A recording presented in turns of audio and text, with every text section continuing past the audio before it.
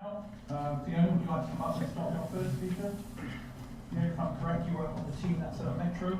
Bank, and before that, Ivor Bank.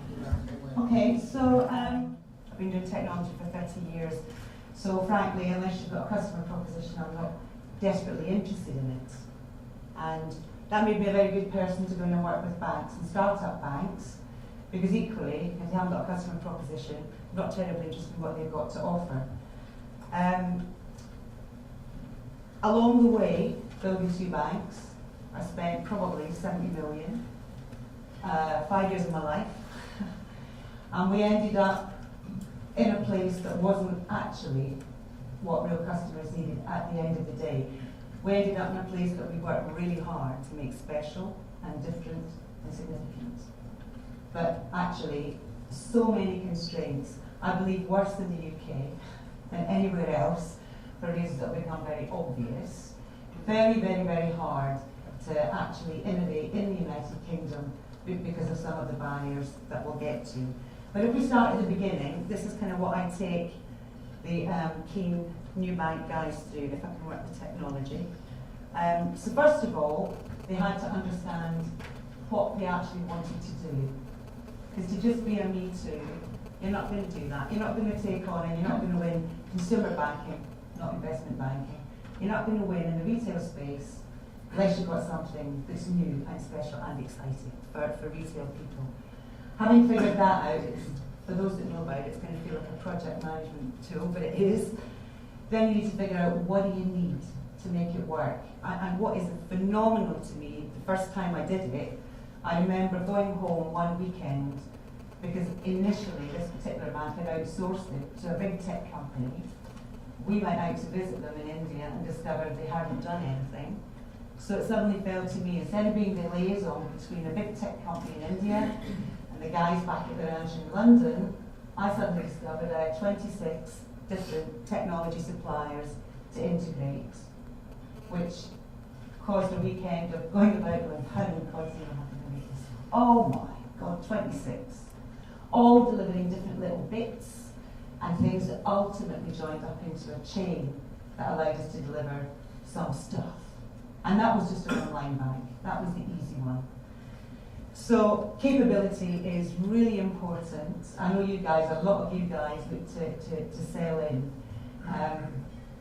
So some of the issues I found with people was, frankly, there's a little bit of hubris going on, hubris, a little bit of, oh, my technology is fantastic, without understanding just how deep and how far actual banks have to go with the amount of different things that they're hooking up and connecting. So your bit can be absolutely brilliant, but if they can't service it, and if you can't help them service it, then you're going to struggle to sell it. So it's worth a thought and a bit of digging to understand what does it really mean and what technology do you really need to launch a bank, so that when you walk in, you're deeply informed and you can help the person at the other end because you're understanding their issues. Barriers come from licensing of its various forms, and I'll get to that and I'll cover that. I am thrilled and delighted, having spent 2.5 years digging down and deeper and deeper and deeper after 5 years of building them out, to really help crystallise and understand the barriers. So I kind of lumped them all into the licensing group. And one of the key issues, this was built on something we've used for 2.5 years. The world is about to move. So one of the key issues used to be, and I'll explain in a minute why, used to be testing, but no longer. So in the beginning, there's the vision, and the guys who are the bank startups, who have the big visions and the big dreams, have an awful lot of things to think about. Setting up a bank is a lot harder than many, many other entrepreneurial experiments, if you like, or events. You can't really set up a bank small and grow organically because the initial investment is too large. Like I say, each one, 35 million, 2 to 2.5 years up front. That's a serious investment, and that's just to get the door open. Then you need another 65 million in capital as a startup. So it's a significant investment and significant time as well as cost. And it's all about pulling all of these things together. Some of these things have improved a bit recently, but actually I'm currently launching a credit union. Same problem. You know, smaller time scale, smaller offering, only savings and loans, no current accounts. But still, taking the management team through this, everybody kind of thinks when they get to the, done that, and I've got my FSA submission ready, off we go. It's almost, that's just kind of the beginning of where the real problems come. So all these things to think about, and then all these suppliers to find. The list is, it feels endless. I don't understand why the industry grew up like this. I've only been in retail banking since I started launching banks.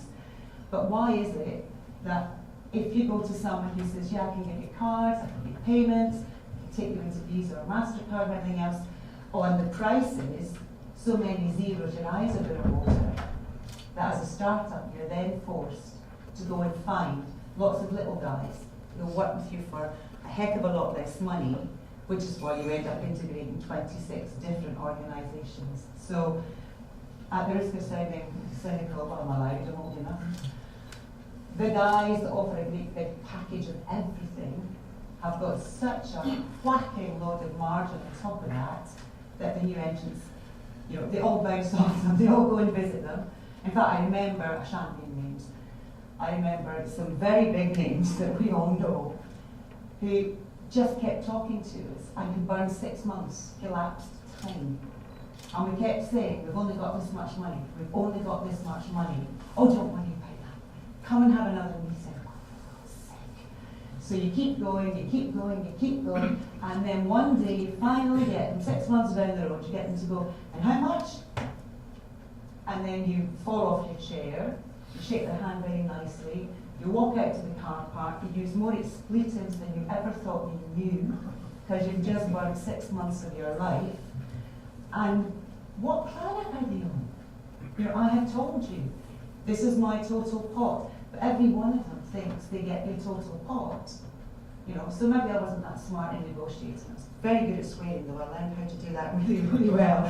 What can I tell you? So, you know, there's infrastructure issues, there's just, particularly with Metrobank, obviously there's, you know, finding stores, building them, fighting City Hall, all of that nonsense. Then there's the dreaded policies, processes, and procedures, oh for heaven's sake. So there's loads and loads and loads of things that you have to do. There's loads of people queuing up to say, give me a great big fat check and I'll do it for you. Because everybody's used in this country to great big banks. And great big banks write great big checks. Little startup banks don't have great big checks. So it's very tough. But eventually you get them nailed and pulled down. And then you hit the next big issue. So, you know, you've costed up your suppliers, you've built your business plan. From slide one, you've figured out what your go-to-market proposition is. You've done all of that. You've got a great big load of documentation ready to go into the FSA. Hooray, hooray. And then you hit licensing. Licensing is the most difficult part of this whole exercise. And you can't start it until you've finished the previous 2 stages, because the first thing everybody says when you walk in the door is, where's your thought-through business plan? How are you going to build out your technology? That's what we're interested in, business plans and technology. So you walk in there with all this paper to these guys, and the barrier one. However, I did tease you a little bit, to my delight, and we've been talking to them for some time, and I know they've been talking to lots of people, not just us. They've been doing, the FSA have been doing research, very deep research, over a number of months, and they got their heads around what the issues are, and we're profoundly hoping, having seen drafts, profoundly hoping that they're going to come up with some real answers. Because where we used to be was that you built it, again, techs will understand this, you do your unit testing, you do your system integration, you do your user acceptance, you do your end-to-end, and the way it worked in the past, not until that very last step, which had to be overseen by one of the big 5 like Deloitte or PwC, because you weren't trusted to do your own testing. Only at that point would the FSA say yes. So that's 2 years in. Then you've got 6 months, because nobody else in the payment sector will test with you for real until you've got your FSA authorisation. Real chicken and egg stuff. You can't move forward. You can only go at the speed that these great big organisations are saying. Meanwhile, you're burning cash. And to get to the FSA bit as well, the other really expensive bit is you had to have your chief exec on board, your CFO on board, your CIOs on board, your teams on board. You had to have your staff in the branch. Your first branch had to be fitted out. You had to be able to walk into it and feel what your first branch felt like. You had to say to people, come and take a job with us. But if the FSA don't give us our off, they've changed it now. That's what happened in the past. I guarantee I was in the room. They wouldn't give us the off, and we had people on the payroll who knew that they might be off the payroll if we didn't get it. It's changed now. Or it's changing. So what they're doing is with the new regulation, they're changing the front end, which is brilliant. This is this thing called a fireside chat. So they're changing that, and they're going to make it really useful and effective. Instead of just a bit of a chat, they're actually going to put on the end of that a challenge piece. You know, with all the issues that only tended to creep out 6 months, 9 months, a year down the road, they're going to try and hit them all up front, the issues they have with you. So before you've paid a penny to them, they've gone through your stuff, they've talked through it with you, and they're not saying, build out all this paper anymore. They say, bring your business plan to us early as possible, bring your business model to us early as possible. Let's talk through this, let's work through this, and us tell you now where we think you might have a problem. So that, I think, is huge. It didn't used to feel like that. That's brilliant. And then they swept away some extra things that were added on because you were a startup, and startups were perceived as more risky, so the playing field is completely leveled now compared to where it used to be.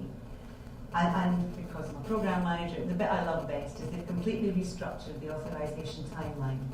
So you get to a point where they're happy, you're happy, it's practical, it's logical, it's sensible, and at that point, instead of just saying, we've a mind to authorize, what they're saying is, you're authorised, but you've got to finish the work, which is a whole different thing. So the biggest outcome, the biggest money-saving piece for new banks is going to be that it'll come in here, and all of that very expensive, very time-consuming testing can be done when your investors are secure that you have your authorisation, as long as you do your testing and all those things. But it's a very, very different approach, and it's brilliant, and I believe it would have changed, well, it would have changed so many things in both the banks that I've built if we'd done it this way before. So I really hope these things become real and live and, stick, because genuinely now I can go about and say, well, actually the regulator isn't a barrier, it's just sensible. It's sensible, practical. I don't want a bunch of Henrys starting up a bank who are not properly authorised, who have not been properly looked at. But at the earliest possible opportunity, you've now got a green light, which will help investors. The only two not backed and new banks were funded by the founder for much further down this process. So the risk was very high. So what this is allowing is very sensible investment risk management. So that's a great step forward. So the next one is the up-and-coming one, already referred to by Eddie, is payment systems. Don't mean all of them. There are issues with Visa and MasterCard, but I won't bore you with them. Not tonight, anyway. I'm just talking about our own local clearing inside our own banks, the payment systems, basically. So if you're going to do a current account, and so if we step over here and we ask the question, of all of the actual startups, as opposed to challengers who can piggyback off of other things owned by existing organisations, how many of them have a current account? I think you'll find it's Metrobank. Because Vernon's vision from the beginning was a retail bank. And not just a current account, God save us all, a current account where we had to print cheques in store, where we had to produce plastic in store, and all of that to meet his, what he did in Commerce Bank in America. So he upped the game in the branches of what we deliver. And it's very interesting in the UK, going to companies and going, well, actually, what I need is a machine in the branch that will print out my chip and pin cards when the customers open their account so they can leave with them in their hand and watch them all falling on the floor. What? That's not how it's done. They don't do that here. No. It takes 3 days in the post, and they get it, and they get a separate pin mailer. If you do it in store, how are you going to do the pin mailer? Well, we're not. We're going to escort them to the ATM, and put the card in. We're going to put a standard pin in, or tell them what it is. They're then going to put their pin in, and they're going to walk out the door. It's easy. Customers like it. Shock and awe, basically, finding it out. And the same with checkbooks. You know, God bless the checkbook people. But I found myself, of course, we didn't have premises when I was doing 18 months. We were working out of our own homes to save money, and we met once a week up in town and Legs. We had to meet a supplier, and then we'd go and meet them in coffee shops and places. And I remember sitting in a coffee shop, and the guy just couldn't compute it. And he's going, but checks, and he started talking to me about stuff like 3 millimetres here and 2.5 millimetres there, and something else had to. And I'm going, it's a checkbook. It's a checkbook. Oh, no, you can't print checkbooks and so, well, they do in America. So why can't we do it here? So we found one, magical, and they did it. So we managed to do that in store as well. But the back end is a bit more difficult, and that's really where the issues lie here. Link, backs, chats, faster payments, check and credit clearing, all owned by the Payments Council. Payments Council owned by the big banks. It's an issue. It's an issue that Canada tripped over and are trying to do something about. It's an issue that I believe it was the Swedes. I've got the paper in my bag, you can ask me for it later, I'll show you. I believe it was in Sweden. They recognised that when it was happening and they prevented it happening, which is very interesting. But barrier 2 for new entrants is getting in here. Now here we're getting some noise and heat on this. So after 2.5 years in the wilderness and 5 years shouting at the moon, suddenly you find Haldane coming out and saying, gosh, we've had a look, and we think it might not be as competitive as it could be. We think it's discouraging to competition. And you know, those of us that have been involved in this passionately for years are punching the air shouting, thank God it passed. And then Osborne. Many things Osborne said people didn't agree with, and I'm not going to go to the things he didn't agree with, but I have to tell you, I didn't see it live, unfortunately, but when I read the thing, I was going, yes, yes, yes. Because this is what we need. If we want new banks in this country, we have to do something to knock down the barriers and level the playing field. I'm not saying make special cases of them, because then we'll end up, I won't talk about the sector tonight, there's another whole sector called credit unions who get special favours, and the consequence of that is that they're actually fairly crippled in terms of their business model. So we don't want that. We want real competition, but we need to be able to enter and exit new entrants, and we need to be able to exit some of the big guys too, if they need it. So here's the as is right now. If you want, which one's the point already? Sorry? The top one. Yeah. Oh, there we are, just about. So you can just about see it there. The problem here is that new banks, just like ICI, great big companies, you know, all of those guys who want to access the payment system to pay salaries, to reduce back office costs and so on, so do new banks. So new banks have to go and buy services from the banks they want to compete with. And they can't move any money anywhere for their customers until they do that. The first thing they get when they go into the big agency banks, which is really pretty much, I'm just going to point this easier. The 4 here, use that, Lloyds, RBS, can't read these, sorry. HSBC. Oh, can you read a bit of that? HSBC, Barclays. HSBC, Barclays, they're the big 4 that provide agency banking services to start-up banks, and a whole load of other people. And the co-op pretty much does it for the credit unions. So you have to go to them, and you have to say, I want to be a new bank, I want to compete with you in the high street. The existing senior business plan, so they can understand where they can compete from, all that kind of stuff. And then they give you your sort code. So without a sort code, you can't play in the payment set. It's that simple. So the four of them, between the four of them, they know you're a supplicant, you go round, you get beaten up, costs you a lot of money, job done. I mean, it's just so painful. And so all of these little organisations down the bottom, and everyone else who is doing prepaid cards and anything else that goes round the outside, the guys in the middle have complete ownership, and the guys in the middle make money off of every customer of all these external people. So it's not really surprising that we don't have a particularly vibrant new bank market or a particularly vibrant credit union market. I promise I'll stop. So what we were proposing, and what we've sort of sent some information into the various bodies, anybody who will listen basically, we said, look, we love Haldane's idea if it sticks to payments. We love it. We don't want to build a great big platform, we just want to do payments and do payments well, level the playing field, and we're all using that circle in the middle. We don't even have to change the existing systems, they'll change over time. We just need the government sorted, so we don't have to go through anybody else. So this is just a link, I know Eddie's going to let me make it available to you. So I had a shot in front of the Parliamentary Commission on Banking, trying to get my point across. Don't know if I won or failed, but anyway, I've had a shot. For me, the jury's still out, but I'm profoundly hopeful that's where it will go. And Tusmor itself, this is our vision, because we are technology, we love technology at least.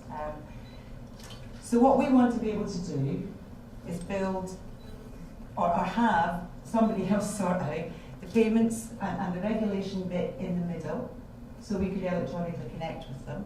And then we build the really interesting bit around the outside, the core banking engine stuff, the stuff where the banks can do their own marketing, their own servicing, they can determine exactly what shape they want to be, because somebody else has leveled the playing field on payments and regulation. And like I say, the regulator is already there, we just need the payments industry to follow. Thank you very much.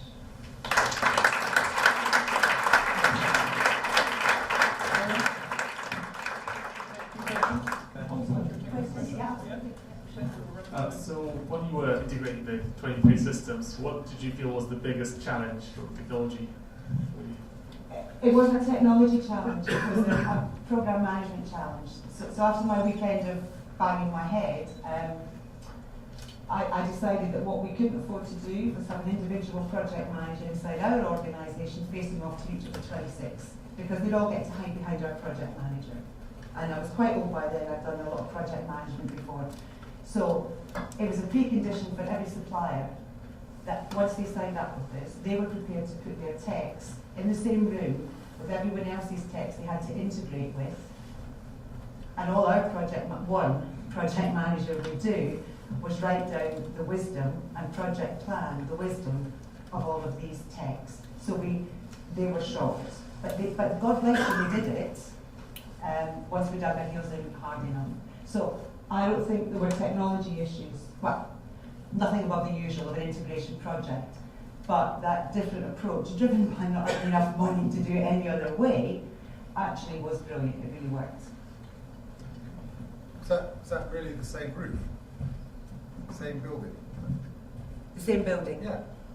Which building? Sorry, I'm not understanding you. Sorry. You said that you had all the technology in the same the same roof. Yes, we you know, have you seen the new big Metrobank one?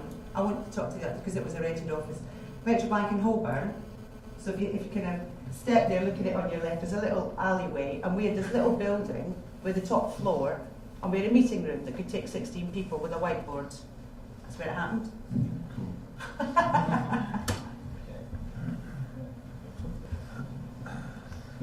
How much does it actually cost you in terms of the premium that you pay for the big four banks stitching you up? How much do you lose as a result of their anti-competitive practices directly? Not just the cost of service, but how much are they adding on as a result of just to cash. screw you over.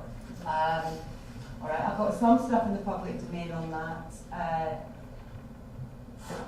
So at the present time, I'll start with credit unions. Every time credit union uploads a single payment out for a customer or down, it costs the credit union 14 pence. I believe it costs the big banks at most 3 pence. So that's quite a premium. I believe in the case of, well, I've been told, I cannot verify this, all right? So I'm telling you gossip, so don't really say that this is right. But I've been told It's okay, it's 10 streaming on the whole times. internet. So 10 times. 10 times the price. 10 for a times the startup price bank. that a big bank would pay So just completely, per transaction. blatantly anti-competitive there. Blatantly. Okay. The other thing I was interested to know, sorry, it's my friend's kind of weird, is it, you, at Metrobank, you took the approach of sort of starting the bank from scratch and kind of like a big bang, yeah? Is there not an argument for kind of growing it from a set of other things, like for example, taking the prepaid credit card and then growing other services off that? You have to look at the economics of the prepaid card. At the moment, the card economics I'm seeing Yeah. are things like 50 pence charge for people just to put some money on the prepaid card to use it. So you had to do it in that big bang. There was no way of kind of creeping into the space, and you had to. No, I begged and begged to leave things behind. But in order to come out the door, looking like a bank, and when we think bank, just everybody here, you have to think about it. When you think bank, you don't think savings and loans. You think current account. Yeah. And it cost you about 100 million to go through the whole process. 65% of that was initial capital, that's on the record, that's not just me saying it, the build, and of course the paying people and such like the other 75. Right. So you mentioned that you have a number of these technology providers, Yeah. and if you find sort of an aggregator that they basically are not competitive, what is preventing anybody from stepping in this space and offering this as sort of still a price premium, but something that's market competitive in terms of aggregation? Absolutely nothing. They just don't particularly want to.